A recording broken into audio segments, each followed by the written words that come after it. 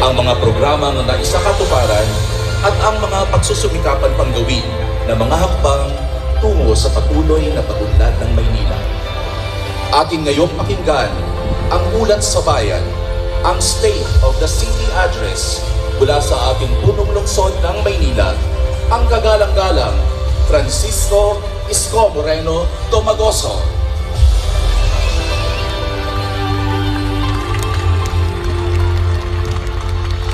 Thank you. Maupo po kayong lahat. Una, salamat sa Diyos. Medyo binigyan tayo ng magandang weather today. Sana magtuloy-tuloy dahil matutuwa po kung nagkakasama-sama tayong lahat ng mga batang nila ngayong araw na ito. To our partners in the national government, our beloved members of Congress who are present today, Congressman Junicio, Congressman Joel Chua, Congresswoman Giselle Maceda, Congressman Erwin Cheng, to the members of the Sangguniang, with our majority floor leader, Councilor Mon Yupanco,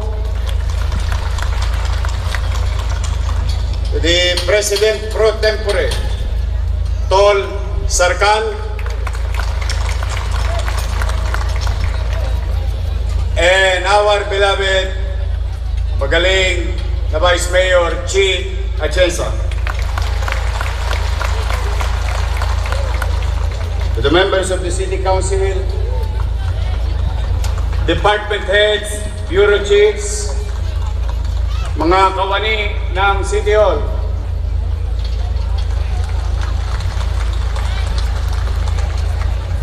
to our barangay officials, mga kinatawan ng iba't ibang organisasyon, mga panauhing naririto sa Quirino Grandstand, especially yung aking ex-girlfriend na ngayon asawa ko na, Daini Domagoso. Sa mga nanonood ngayon sa social media, at lalong-lalo na sa mga paborito ko, mga minamahal kong lolo't lola ng Luzon ng Maynila, I love you. At mga nanay at tata, ayun, may mga asim pa. Huwag kayong magpapaulan. Sa mga minamahal kong nanay, tata at mga batang Maynila, again, salamat sa Diyos sa magandang panahon na ibinigay sa atin. Bago ko po ilahad ang kasalukuyang kalalagayan ng Kapitolyo ng Bansa, saglit muna natin balikan ang kalagayan ng ating dinatnan. We inherited 14.6 billion pesos of unpaid prior years obligation from the previous administration. Ulitin ko po, 14.6. Hindi katulad ng nasabi ko nung una na 10.2 billion PYO or commercial obligation ang iniwan sa atin. Sapagkat nung una ay wala naman pong dokumentong isinumite sa Transition Committee. But as we progress with time under our watch, unti-unti na nagdatingan ang mga singilin. Kaya umabot po sa 14.6 billion PYO, prior years obligation or commercial obligation. Namana natin ang Smoky Mountain na mga basura kaliwat kanan sa Avenida, Boulevard, Highway, pati tapat ng bahay natin. Ito'y hindi kwento, kundi naranasan ng Manileño. Nakita, napanood sa telebisyon.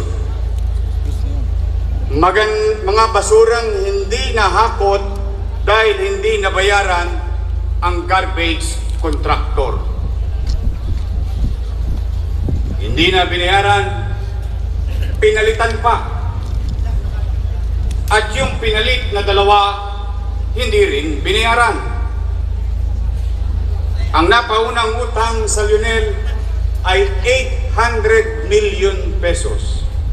Pinalitan ng bago according sa kanilang pinili na dalawang kumpanyang Pileco at Metro Waste Management na nagkautang din ang lungsod na 250 million pesos. Nama na rin natin sa City Hall ang walang kapararakan at pakundangang paggasta sa mga JO. Shout out sa nakare-relate.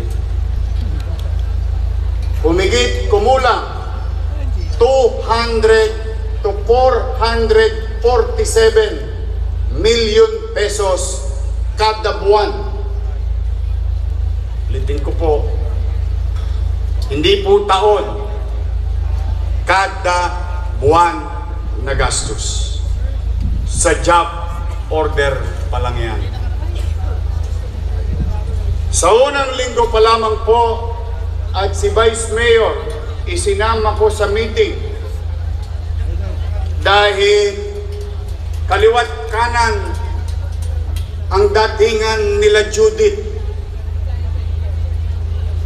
Shout out sa nakare-relate kay Judith. Kaliwat kanang dumarating ang Judith ng Meralco, Maynilad, Manila Water, at iba pa bang mga provider ng utilities. In fact, may isa tayong health center, pinutulan agad. Sabi ko sa Meralco, bakit yun naman pinutulan? Ilang araw pa lang ako nakakaupo. Putulin ko rin kaya poste ninyo. But fortunately, in fairness to Meralco, ay nakinig naman. At muling pinower up yung nasabing health center.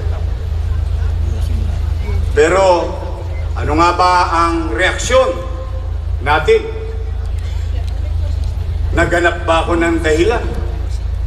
Hindi. Hindi natin ginawang dahilan ang mga ito upang tayo petiks o patumpik-tumpik. Kaya naman agad natin nilalatag ang tatlong bagay o gabay sa ating pamamahala. Set clear policy directions. Strengthen the bureaucracy in City Hall. Lead by example. People do not follow promises alone. They follow example. And in Manila, we choose to lead by example every single day. Ang unang hakbang nating ginawa, ibinalik natin ang masinop na pamamahala. Hindi pwedeng puro salita lamang. Kailangan may sistema. Kailangan regular ang monitoring ng bawat sektor. Sa bawat proyekto sa pananalapi at sa galaw ng bawat sangay ng City Hall. Kailangan laging malinaw ang direksyon. Kailangan ang bawat opisyal ng City Hall ay may iisang pagkakaunawa sa datos, sa sitwasyon, at sa tamang pagtugon upang makagawa ng angkop na solusyon. Kaya naman, July 2025 hanggang June 2026, nakapagsagawa na po tayo ng mahalagang mga pagpupulong, pagmi-meeting, 43 weekly directional meetings bawat Lunes. Ito ay management committee meetings para isang tono, para isang antena, at sabay-sabay na kumikilos sa isang kumpas. Palakpakan po natin ang mga masisipag na department head and bureau chiefs. May monthly finance cluster meetings din po tayo upang ang mga namumuno sa City Hall ay laging may timely, accurate, and visibility sa ating fiscal position. Hindi pwedeng hula-hula lang. Nagkaroon tayo ng 13 local health board meetings. Ibig sabihin po, halos buwan-buwan nating sinusuri kung saan bumabagal, saan nagkukulang, o saan gumaganda ang delivery ng health services sa Manila. Ganon din kadalas ang ating local school board meetings upang matiyak ang regular na koordinasyon sa pagitan ng City Government of Manila and Department of Education. Nakapaglabas din tayo ng 109 executive orders upang higit pang maging epektibo ang paggugobyerno, at palakpakan din natin muli ang ating mga department heads. At nais kong ipagpapuri ang mabilis at pagkakaisang tugon ng Konseho ng Maynila. 78 city ordinances ang naipasang mabilis ng mga konsehal sa pamumuno ni Vice Mayor Chi Atienza.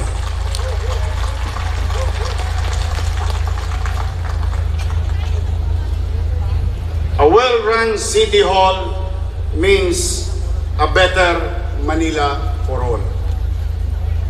And when the executive and the legislative branches of local government work as one, every decision becomes faster, every policy becomes stronger, and every Manileños benefit from it.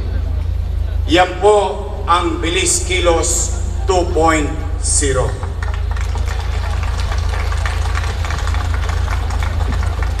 Mga batang Maynila, mga minamahal kong nanay at tatay ko at lolo't-lolo, puntahan naman natin sa mga polisiyang ito, sa mga gawain ito, sa mga ipinatupad nito, saan naman tayo napunta? Ano ang dinakuha natin naman sa loob ng ating pamamahala ng isang taon na ngayon sa pamumuhay natin sa lungsod ng Maynila? Sa masinop na pamamahala, mas mahusay ang revenue collection. Ang inyong pamahalang lungsod, umangat ang collection efficiency sa dating 62.9% nung nakaraang administrasyon, July 2024 and 25, tungo sa 90.3% sa unang taon ng termino natin. Mula sa July 2024 hanggang June 2025, umabot lamang sa 15.5 billion ang city revenue. Ngunit sa panahon nating together, Mula July 2025 hanggang June 2026, pumalo ito ng 19.2 billion o mataas na 24%. Ang ibig kong sabihin, nadagdagan ng 3.6 billion na kita ang inyong lokal na pamahalaan. Kahit na dumaan pa tayo sa nakarang krisis or oil crisis, at kahit naranasan natin yan, ay patuloy na unti-unting umaangat ang ating lungsod sa pananalapi. Sa kabuuan, nakalikom ang inyong pamahalaang lungsod ng 24.9 billion total revenue kumpara sa 20 billion noong nakaraang administrasyon. Palakpakan natin ang ating mga local finance committee. Sa pamumuno ni Secretary to the Mayor, Letlet Sarkal.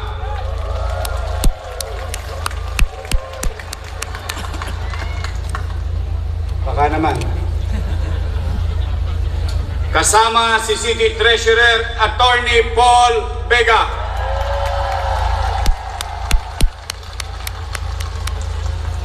City Assessor Attorney Chris Fernandez. Bureau of Permits Director Levi Facundo. And special mention, Jet get well soon. Nasa ospital siya ng Maynila ngayon. But she's okay. Our City Budget Officer, Jet Aquino. Cities do not rise on resources alone. They rise on trust. And when Manila regained the trust of its people and its partners, it regained its future. Kaya sa lahat ng mga negosyante, mamamayang nagbabayad ng buwis sa dagdang panahon, maraming salamat po sa inyong lahat.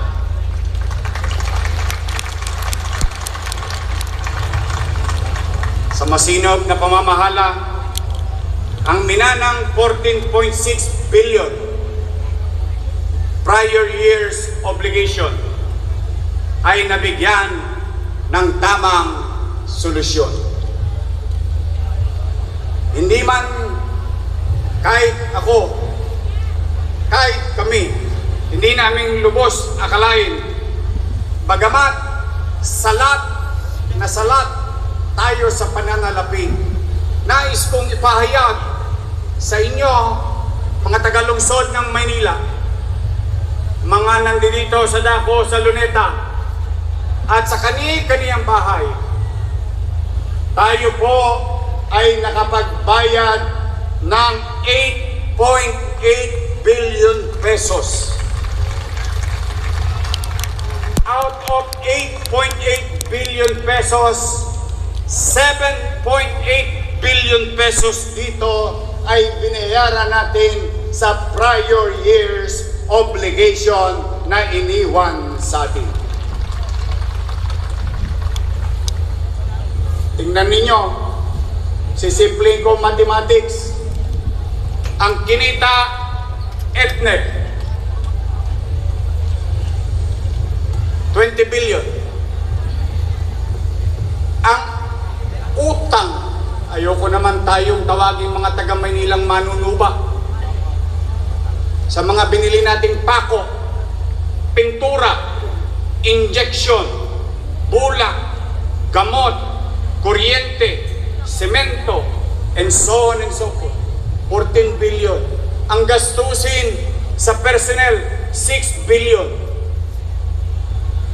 Magkano ang tinotal ng 14 plus 6? Pero nyo nagsimula ko, 0. Pero sa awa ng Diyos at sa pagtitiwala ng taxpayer, unti-unti tayong nakababangon at nairaos pa nating bayaran ang lumang obligasyon.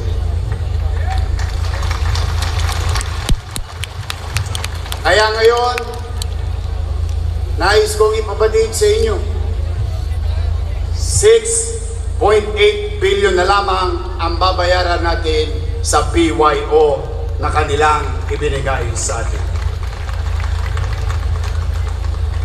Ngunit, pakinggan po ninyo, naging hadlang ba ang minana nating 14.6 billion prior years obligation and commercial obligation? Ang sagot, hindi, sapagkat naipagkaloob pa rin natin ang payouts para sa mga lolo at lola ko, PWDs at solo parents na nagkakalagang 1.6 billion pesos. Hindi naging hadlang ang minana nating 14.6 billion prior years obligation upang makapagbigay ng birthday cake muli at ensure para sa aking mga minamahal na lolo't lola. At sa aking mga minamahal na lolo't lola, nais kong ipabatid sa inyo, yung binigay sa inyong cake dati nung wala ko, ang utang noon, 145 million pesos. Cake na lang, sinuba pa. Pero pumanatag kayo mga lolo't lola ko, out of 145 million, nabayaran na po natin yung 80.4 million pesos. Tuloy ang cake. Susunod na ang ensure. I love you. Hindi naging hadlang ang 14.6 billion na PYO upang may pagkaloob natin ang tamang oras, ang sweldo, year-end bonus at mid-year bonus at incentives ng mga City Hall employees, pati na ang bayad sa JO, COS personnel nagkakalagang 6.8 billion pesos. Hindi naging hadlang ang minana natin 14.6 billion PYO upang buksan at patakbuhin na ang matagal na nakatenga na Baseco Hospital. Upang buksan ang newly renovated health centers tulad ng Barrio Magsaysay Health Center, Valeriano Pogoso Health Center, upang maglagay ng sapat na gamot at makabagong kagamitan sa 7 ospital, 46 health center na nagkakalaga ng 390 million pesos.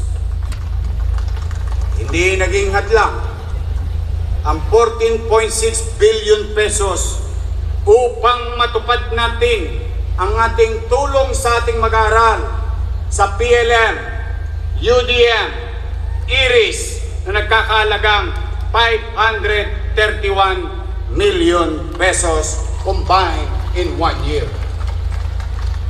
Hindi naging hadlang ang 14.6 billion PYO upang masimulan natin ang milk feeding program o mas kilalang Your Milk sa 21,000 preschoolers sa 467 daycare centers sa buong Maynila.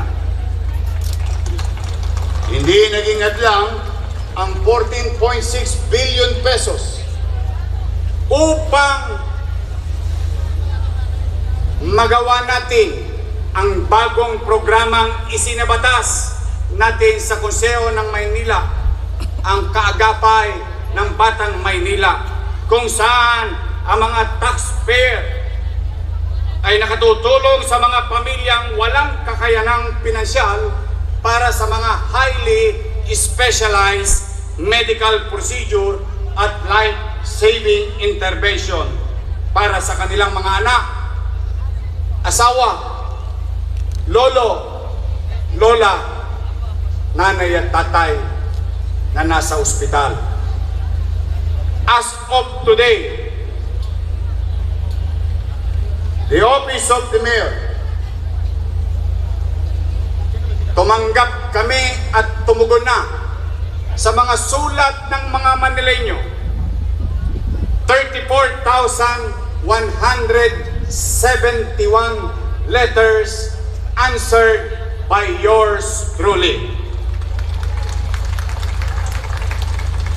At ang Kaagapay program, bagamat salat tayo, ay nakapagkasta na ng 220 million pesos para sa mga mamamayan ng lungsod ng Maynila. Mga kababayan kong nandito sa Daco, Luneta, pwede bang isang masigabong palakpakan para sa ating mga taxpayers ng City of Manila? Mabuhay ang mga taxpayers ng City of Manila. Marami kayong buhay na naduktungan, na itawid hanggang sa bansang India. Yan ang perang binayad ninyo sa lungsod ng Maynila.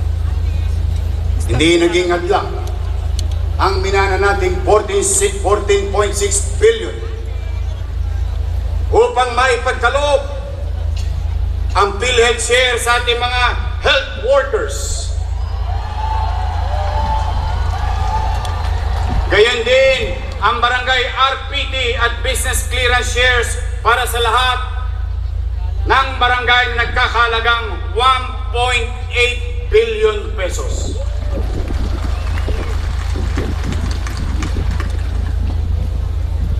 At shout out sa lahat ng health workers.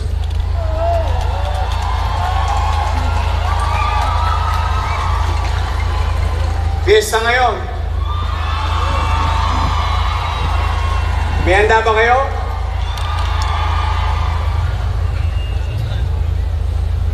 To MHD, BHW, to barangay nutritionists, to all hospitals, health centers. Kanina, pinirmahan ko na ang karagdagang release ng 184 million pesos na bukas ng hapon makukuha nyo na ulit.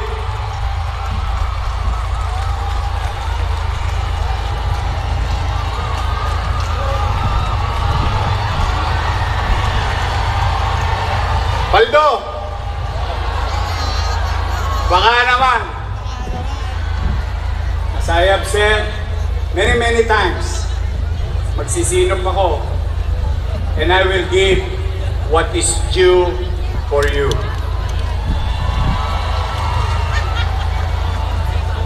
Bukas ang hapon,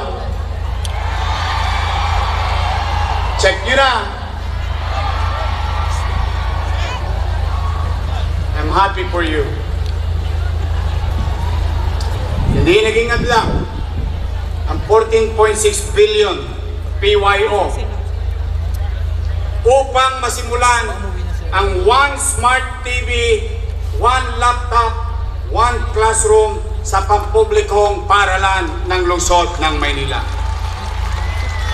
Umabot sa 684 smart TV at 1,379 laptops ang naipamahagi sa kinder at grade 1 sa lungsod ng Maynila. Hindi naging hadlang, lalong-lalo na sa sitwasyon ng mga nasusunugan. Kaya huwag kayo naglalaro ng apoy. Magastos. Inagingad lang ang 14.6 billion upang tumugon agad tayo sa mga pamilyang nasunugan sa lungsod ng Maynila. Umabot na po sa 69 million pesos ang ating ibinigay sa mga biktima. Hindi nagingad lang ang 14.6 billion commercial obligation upang palakasin ang kakayanan ng Manila Disaster Risk Reduction Office sa pamamagitan ng pagbili ng mga makabagong gamit katulad ng drone na may search and rescue operation with night and thermal capabilities, rapid damage assessment of structure through a 3D or city scale 3D mapping ng ating lungsod. Ayan po. Pag titingnan ninyo, parang normal na drone. Pero hindi po. Yan po'y maghahanap. Huwag naman sana loobin ng Diyos na dumating sa Metro Manila yung big one. But we, Manileños, and your city government, keep on preparing for the worst. Hindi naging hadlang ang 14.6 billion PYO. Kahit na tayo sinasampal ng kaliwat kanan ng krisis ng langis dahil sa gera sa Iran, naitawid pa natin ang ating mga jeepney drivers, bakery owners at iba pang maliliit na negosyo at mga estudyante na nagkakahalagang 34 million pesos.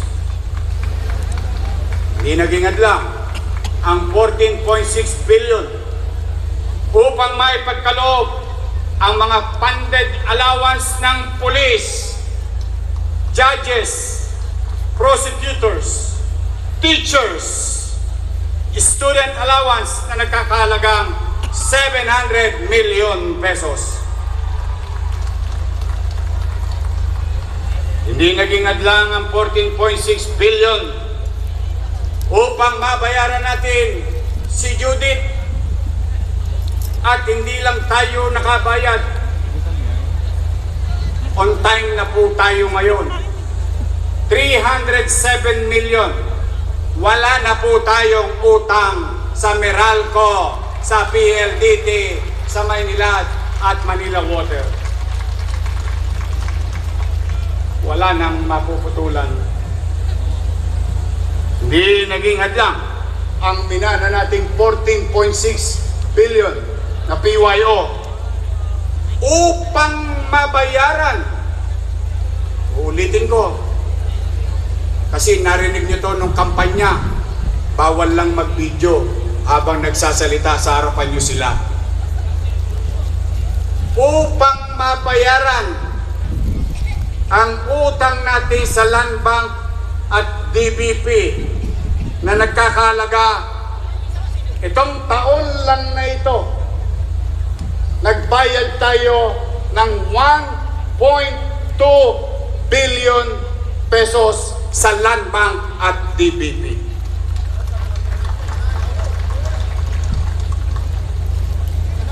So it's fake.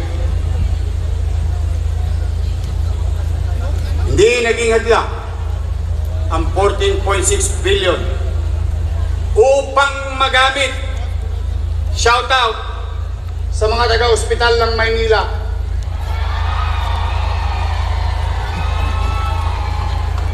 Tatlong taon nakatenga by tens of millions of pesos a life-saving machine at napakamahal na procedure. Bagamat salat tayo, pinilit ko katulad ng mga ama at ina sa kanyang tahanang iraos at magamit ng mga taga Maynila. Ngayon, nagagamit na natin ang CATLAB sa lungsod ng Maynila, sa ospital ng Maynila. Angiogram, angioplasty.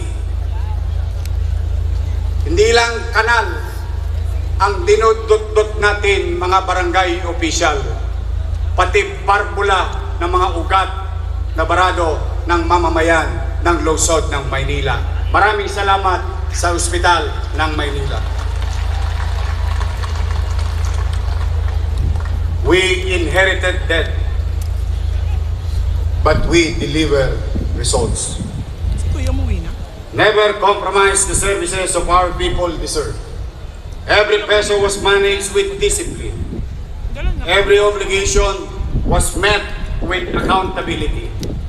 And every decision was guided by service to every Manileño. Marahil, tanong ninyo sa akin ay ganito. Yung camera. Yorme,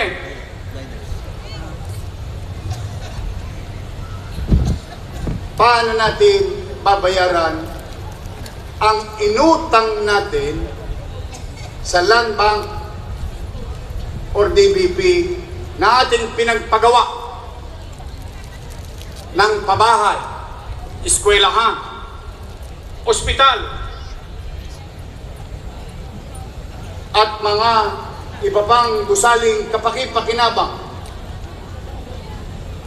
at mga ginastos natin na hindi natin makakalimutan sa karanasan natin habang tayo'y nabubuhay.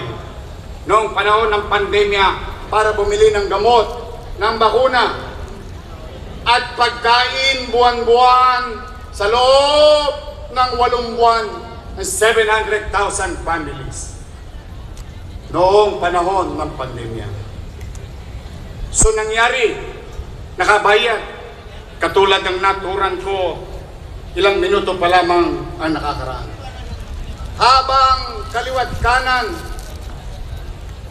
kung tinutupad ang mga lumang obligasyon ng nakaraan, araw-araw natin kinakarap ang kasalukuyang obligasyon. At ang luma ko namang obligasyon, ayon na rin sa batas na ating mga ginawa. Noong ako'y naging mayor noong 2019, at nagka-pandemya, nabayaran natin ang Land Bank. Nagbayad na tayo ng 7 billion sa kanila. Nagbayad pa tayo ng 1.2 billion sa panahon natin. So ano po ang ibig sabihin? Ito ay malinaw na katibayan na hindi pahirap sa delivery of basic services ang inutang natin para sa housing, hospital, schools building. Ang tunay na may sala ay ang nagpahirap sa atin ay grave fiscal mismanagement. Yung ipinampahid sa labi na mantika sa ating mga ilang mamamayan sa lungsod. Dinutututan tayo ng JO. Ang kinita mo, Posam, ang kinita nung nagbigay, 30. Ngunit sino ang nagsakripisyo? Mamamayan ng lungsod ng Maynila. Kaya hindi totoo na hindi makakabayad dahil nagawa po natin bagamat malaki ang obligasyon ng nakaraan. Kaya malinaw ito at patuloy na magiging malinaw ito. We did not inherit excuses. We inherited obligation. And through disciplined fiscal management, we turn that into stability, and stability into better services for every Manilans. Masinop na pamamahala, naging matatag ang fiscal at financial management ng lungsod.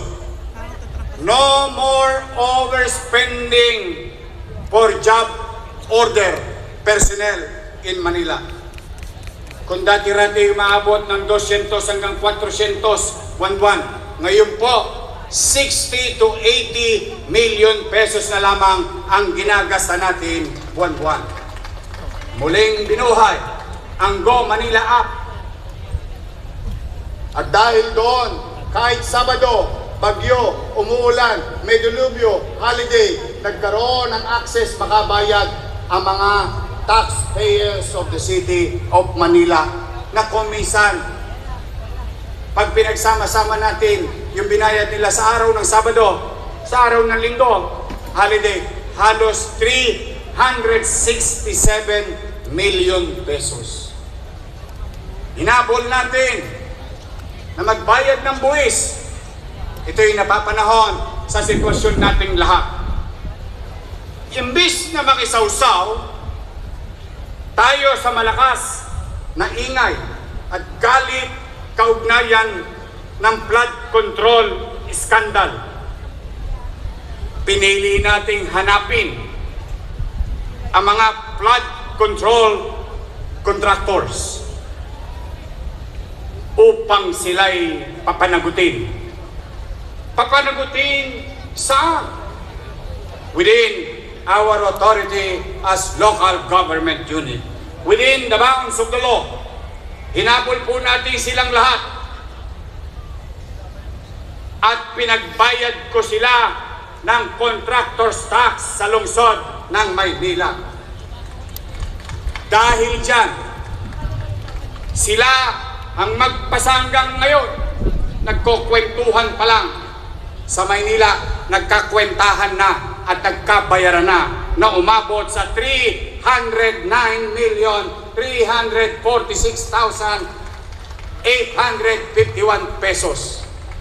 Ito ay mga panahong 2023, 2024, 2025. Yung iba, nakademanda pa.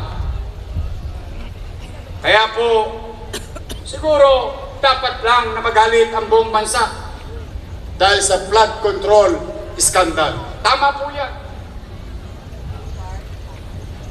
Dapat silang usigin ng national government sa kanilang mga dapat panagutan. Tama po yan. Ngunit sa Maynila, kilikili ang tama nila. Italpak nyo na. Shout out sa tumatalpak dyan. Kaysa laway, kaysa galit, kaysa inis. Nag-isip tayo, ano ang magiging kapakinabangan ng mamamayan ng lungsod ng Maynila? 309 million pesos.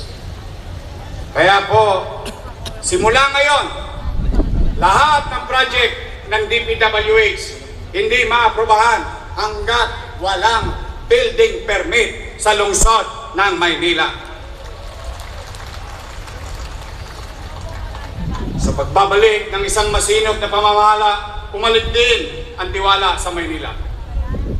Tumaas ng 332% ang bilang ng mga bagong rehistradong negosyo sa Bureau of Permits. Sa lahat ng mga bagong namumuhunan sa lungsod ng Maynila na nairehistro sa loob lamang ng 1 taon. Maraming salamat sa inyo sa muli ninyong pagtitiwala sa lungsod ng Maynila. Ang ibig sabihin, karagdagang trabaho at mas malaking ambag sa paglago ng ekonomiya sa kabisera ng bansa.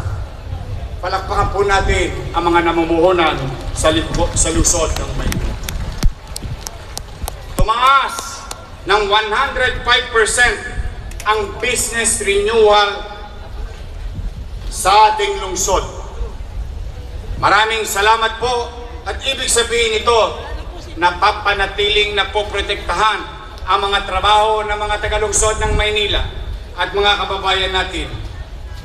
Sa konstruksyon, ng gusaling nabigyan ng permit ng Office of the Building Official. Nung araw, nung panahon nila, umabot lamang sa 2.7 billion investment ang pumasok. Tayo, krisis, walang tsape, laway lang. Ngayon po, balugod kong ipabatid sa inyo, 9.3 billion pesos ang umabot na investment sa lungsod ng Maynila. Dahil bumalik ang tiwala sa Maynila, lalo ring lumakas ang ugnayan natin sa international institution at mga pamahalang panlungsod. 94 foreign diplomats ang bumisita sa atin. Madalas, dinudugo ako ang kaka-Ingles. Pero okay lang, sapagkat pagbibigay ng oportunidad ng people-to-people exchange, business partnership, at economic development. Muli rin pinili ang Maynila upang pamunahin katuwang ng national government, pagpapatupad ng rice distribution, scholarship, medical, health services, LAWA at PNA program, walang gutom program, pre-positioning of disaster goods, at iba pang social protection program, kabilang ang 4Ps. Palakpakan natin ang mga kabinete ng ating bansang tinutulungan ang lungsod ng Maynila.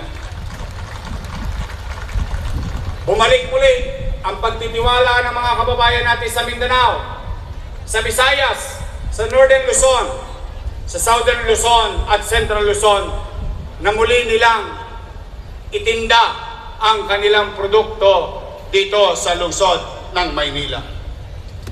A city grows when people believe in it again. Today, Manila is growing because confidence has returned. And when trust returns, investments follow, opportunities multiply, and progress becomes unstoppable. Now, let me share to you on the new and expanded projects of the City of Manila in the next 365 days sa ating buhay. Maliban sa 21,000 preschooler, muli nating ilulusad ang Your Milk 2.0 na aabot na halos sa 60,000 plus na mga batang mag-aaral sa lungsod ng Maynila. From daycare, aakyat na tayo sa kinder hanggang grade 1. Sa darating na Hulyo, matutuwa na naman ang mga health sector. Mababawasan ang may sakit na bata kasi malulusog na naman sila. Alam naman natin sa mga pag-aaral, regular na milk supplementation ay nakatutulong sa magandang nutritional status, healthy weight gain para sa mga undernourished children, at mas maayos na atensyon, partisipasyon sa klase. Lagi silang masigla.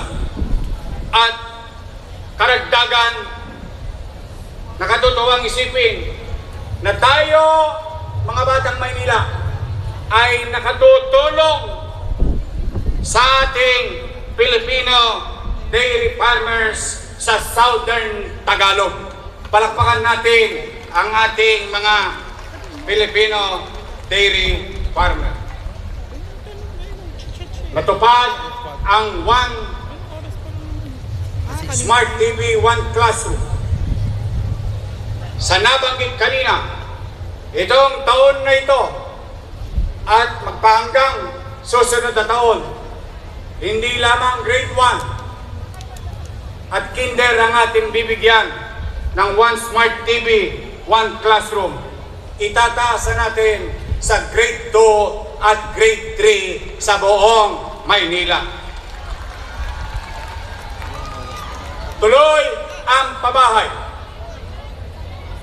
Hindi tayo titigil. Katunayan, sa mga nanonood, may raffle po kami ni Vice Mayor Chi Atienza next month sa lahat na nag-apply ng In-City Vertical Housing Program. Sa health services, nabuksan ang Barrio Pugoso, Barrio Magsaysay, Valeriano Pugoso, ngunit kalinsabay nito as we speak. Ginagawa na ang Pamana Health Center, Beata Health Center at San Nicolas Health Center. Sa pagsisimula nitong termino ito, nabuksan natin ang Corazon si Aquino General Hospital. Ngunit nakamit nito ang pinakamabilis na yakap accreditation. At dahil dyan, kasabay din nating nirenovate ang ospital ng Sampaloc Emergency Room. Katatapos lamang ng renovation ng ospital ng Maynila Emergency Room. Ginagawa ang Manila San Francisco Friendship Library, Manila Sacramento Friendship Library. At higit sa lahat, mga nanay ko, mga tatay ko, mga chairman, kagawad, secretary, treasurer, XO, SK, sabihin nyo na sa anak nyo, sa ngayon pa lamang, mangarap na silang maging doktor, mangarap na silang maging nurse, radio technician, or radiologist, and so on and so forth. Sapagkat, isa sa pinagmamalaki nating lahat bilang Batang Maynila ay ang naitatag na pamantasang lungsod ng Maynila. Been producing top-notch students, graduates, board passer, top-notch board passer. But the space of pamantasang lungsod ng Maynila in Intramuros hindi na sumasapat sa pangangailangan ng dami ng mamamayan sa lungsod. Kaya po, yung naiwan kong pangarap para sa inyo nung dating ako'y naging inyong mayor, immediately we implemented it. At kahit wala tayong pera, ipinanghingi ko. Siguro ngayong hapon, iparating ninyo ang init ng inyong palakpak at pasasalamat kay President Bongbong Marcos Jr.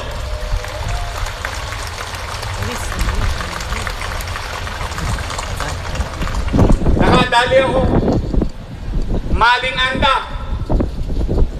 500 million pesos para itayo ang pamantasang lungsod ng Maynila College of Allied Health Sciences Building.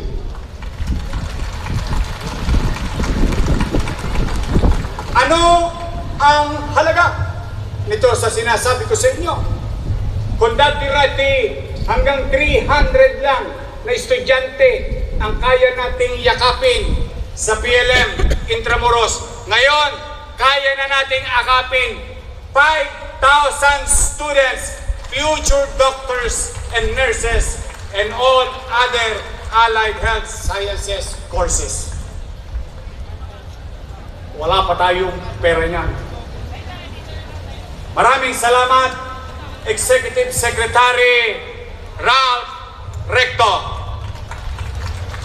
Maraming salamat, DBM, Department of Budget and Management. Maraming salamat, President Bongbong Marcos. Kumain na kayo? Kumain na kayo? Tapos na? Kaya nyo pa? Hindi, Jollibee. Sa kabila. I-obligasyon ko to sa inyo, mag-report. O sumilong na yung iba. Ano mo na yung pagkain? Sabi mo sa sila kukunin ko. Our aspiration to make Manila great again begins with healthier children, better school, decent homes, quality health care for every family. Mga batang Maynila, patuloy kong pagbubutihin, pag-iin namin ang collection efficiency.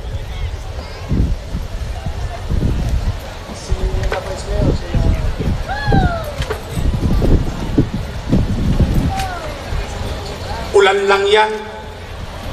Gutom nga, nalagpasan natin.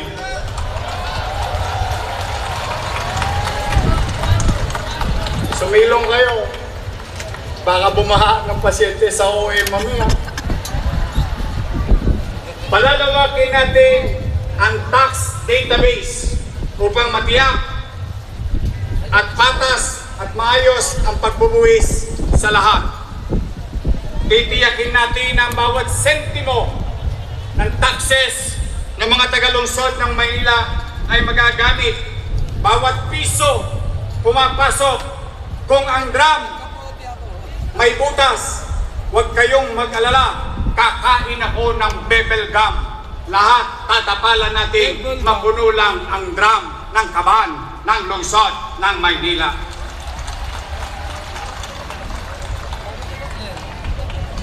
Sa infrastructure, shout out District 2. Mga taga-District 2, taas ang kamay.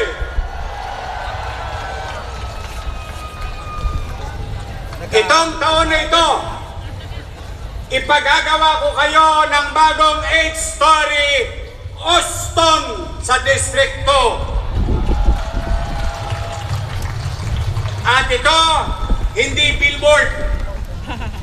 Totoo ito. Bakit? May naglagay ng billboard dun eh. Tapos wala naman. Yung lupa sa Abad Santos, para lang magkaalaman tayo ng kaunti. Yung lupa sa Abad Santos, dating ospital, pag-aari ng Property Management Office ng National Government. 1,900 square meter. Ang PMO under sa DOF. Kami ni Attorney Chris Fernandez nagtungo sa PMO at sinabi ko sa kanila, pwede ba biling ko na yung lupa ninyo sa Tondo? KTV?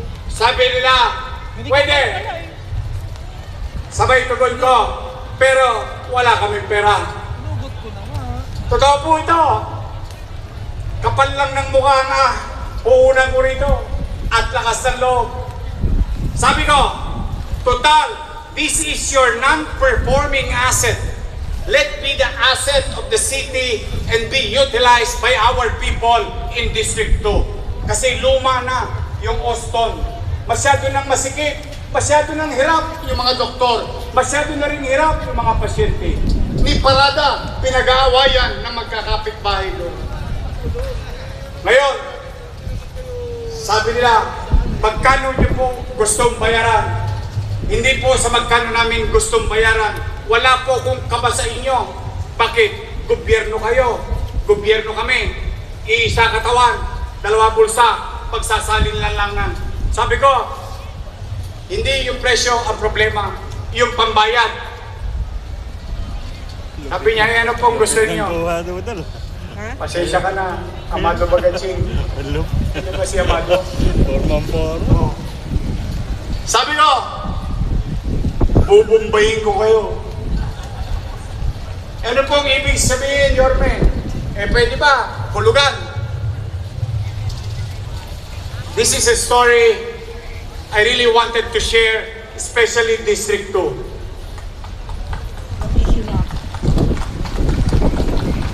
Napapayag ko. O ngayon, we are now in possession of the said property, now owned by the city. We are now paying 1 million a month for the next 10 years. Halos hindi na natin mararamdaman. Atin na, ngayon tapos na ang design ng ospital. At update ko lang kayo, 5 days ago, thanks to DOH, we already got the PTC or Permit to Construct Hospital ng Tondo. Shout out sa mga taga-District 2. Ano, Awe? Sabi ko sa iyo eh. Nadaanan ko kasi ng pampalyo sa tatali. Ayun, tatali naman. Kaya masaya ako para sa inyo. Ay pag nakita nyo yung hospital ninyo. As we speak, bukod sa Binondo Dominion 2 sa San Nicolas, malapit na rin matapos ang bago fully renovated San Nicolas Health Center. Shout out sa mga batang San Nicolas. Mga taga District 1,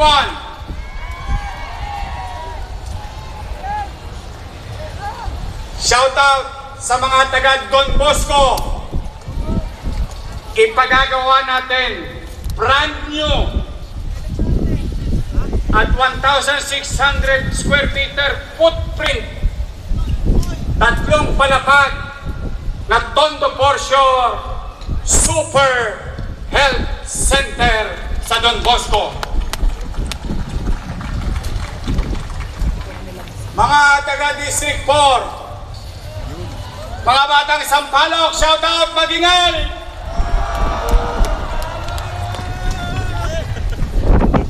Albert, ginawa natin 2 years natapos, pandemya pa. Nawala ako saglit, 3 taon na hindi pa tapos yung magsaysay. Shout out sa lahat ng alumni at mga batang Sampaloc. We are on track to finish the 10-story fully air-conditioned Ramon Magsaysay High School building in Sampaloc.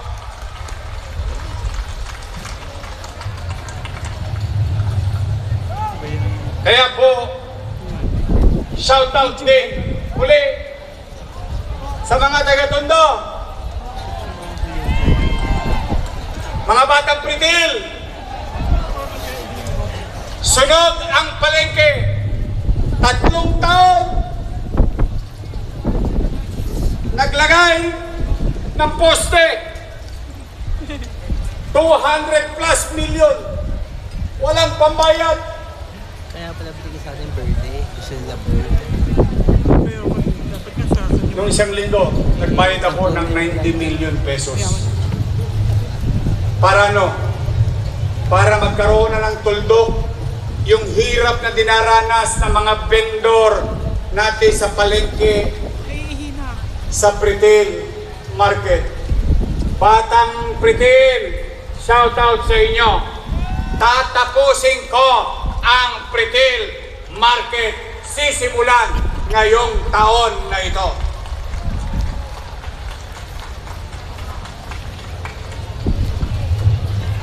Shout out mga batang Pandakan, 65 na. lalong-lalo na sa mga minamahal kong lolo at lola. At shout out sa lahat na nag-aalaga ng kanilang mga hayop or pet lover. We are on track. Your city government, with partnership to Metro Manila Development Authority. Ilang linggo simula ngayon, mabubuksan na ang bagong gawa na Manila Pet Park and Senior Citizen Park in Pandakan, Manila.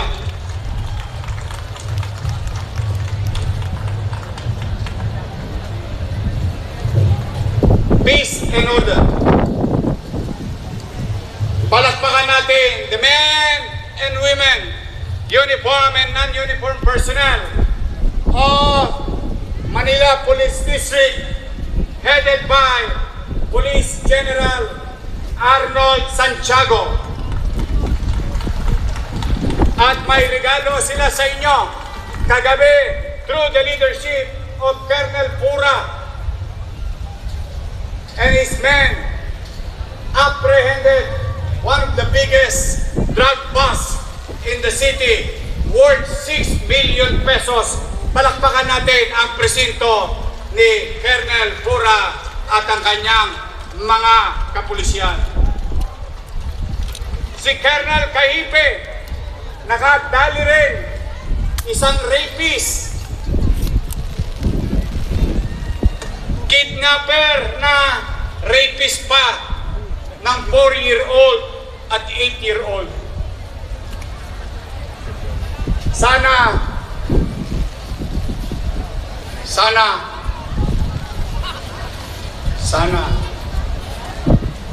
hanggang sana na lang tayo. Hindi natin ng raincoat, meron tayong jacket.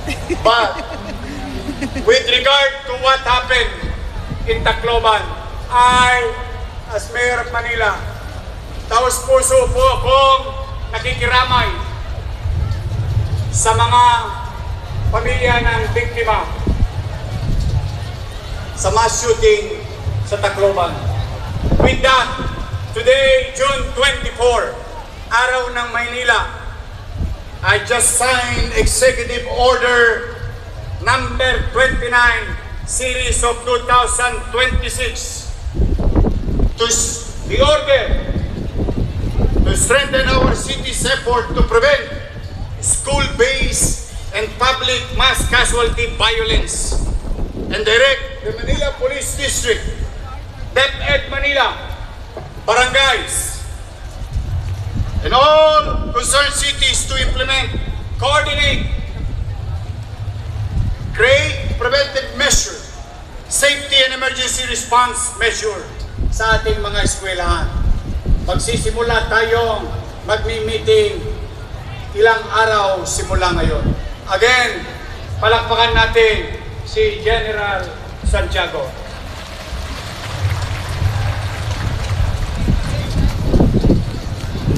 Muli, mga batang Maynila, gutom na ba kayo? Huwag kayong mag-alala, lilipas din yan. Hindi po ako mapapagod.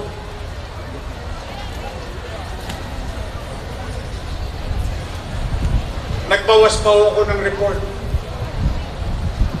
Because you deserve better days from your government. Bilang panghuli, wala na ba tayo sa financial ICU? Pero matagal yan. Pangulo matagal yan. Ang sagot, wala na po.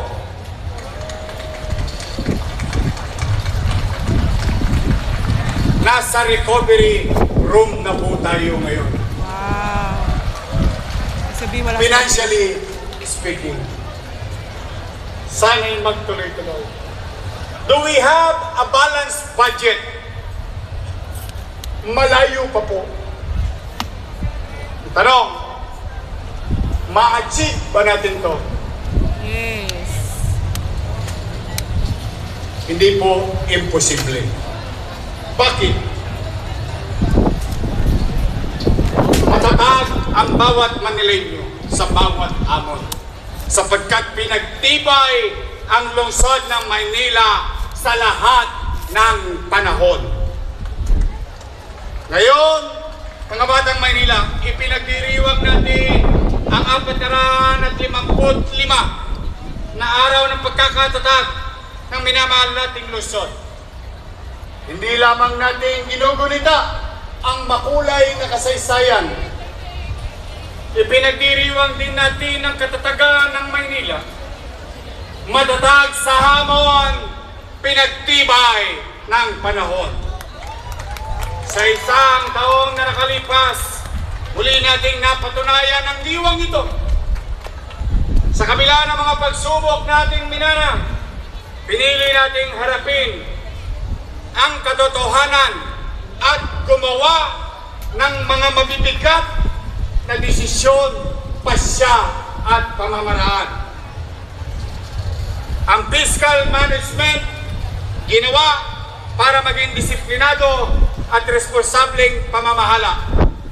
Ang krisis sa basura, mabilis, nalinis at nayayos.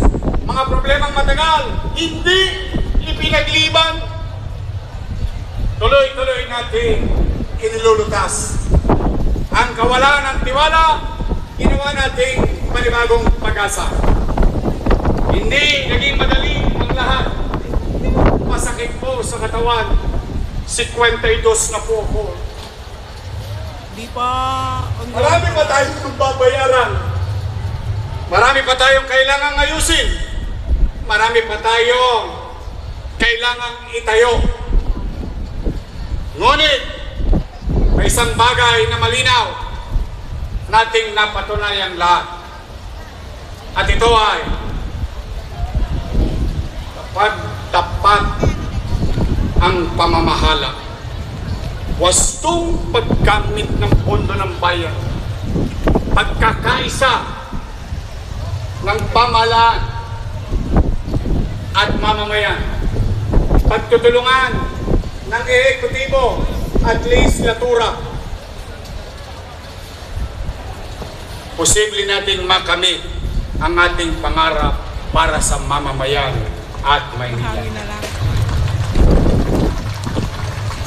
Ang lakas ng lungsod ay di nasusukat sa dami ng mga gusali o sa dami ng proyekto. Nasusukat ito sa tibay ng loob, sipag, malasakit at pagmamahal sa bawat Manileño sa kanyang lungsod at kapwa. At dahil sa inyo, muling bumabangon ang Maynila. At dahil sa inyo, muling lumalakas ang Maynila. Dahil sa inyo, mas lumiliwanag ang kinabukasan ng Maynila. Kaya't sama-sama natin ipagpatuloy ang nasimulan. Panatilihin natin ang kalinisan at kaayusan.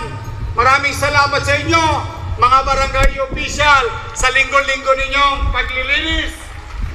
Pangalagaan natin ang ating komunidad. Matatag tayo sa hamon. Pinagtibay tayo ng panahon. At habang nananatili tayo nagkakaisa, disiplinado at may malasakit sa isa't isa, tuloy-tuloy ang pag-unlad ng Maynila. At muli nating makakamit ang nakamit ng mga ninuno natin na kaya natin muli ipamahagi sa salinlahi natin to make Manila great again.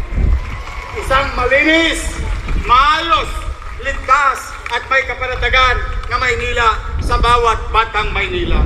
Mabuhay ang batang Maynila. Mabuhay ang lungsod ng Maynila. Maligayang kapiestahan sa ating lahat, mga batang Maynila. Maraming salamat po at pagpalain nawa kayo ng buong may kapal. Manila! God first! Thank you! 10, 9, 8, 7, 6, 5, 4, 3, 2, 1.